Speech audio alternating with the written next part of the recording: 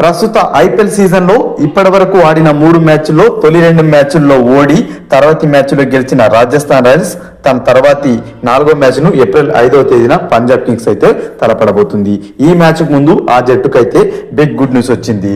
పూర్తి ఫిట్నెస్ లేని కారణంగా తొలి 3 మ్యాచ్ల్లో వికెట్ కీపింగ్ కు అదేవిధంగా కెప్టెన్సీకి దూరంగా ఉన్న సంజు శాంసన్ పంజాబ్ తో మ్యాచ్ లో వికెట్ కీపింగ్ మరియు కెప్టెన్సీ బాధ్యతలను తిరిగి చేపట్టబోతున్నాడు. ఈ మేరకు సంజు శాంసన్ కు బీసీసీఐ నుంచి క్లియరెన్స్ అయితే వచ్చింది. చేతువేలి ఫ్రాక్చర్ కారణంగా శాంసన్ తొలి 3 మ్యాచ్ల్లో కేవలం బ్యాటింగ్ మాత్రమే పరిమితమైన సంగతి తెలిసిందే.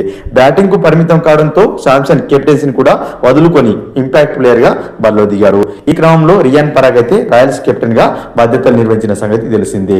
సో పంజాబ్ తో మ్యాచ్ ముందు సంజు శాంసన్ కెప్టెన్సీ బాధ్యతలు తిరిగి చేపట్టడంతో ఆ జట్టు ఊపిరి పీల్చుకోబోతుంది. ఎందుకంటే తొలి 2 మ్యాచ్ల్లో ఓటమిని ఎదుర్కొన్నప్పటికీ 3వ మ్యాచ్లో స్వల్ప తేడాతో గెలిచింది. సో శాంసన్ మళ్ళీ కెప్టెన్ గా బాధ్యత చేపట్టినట్లయితే విజయాల పరంపర కొనసాగే అవకాశం లేకపోలేదు.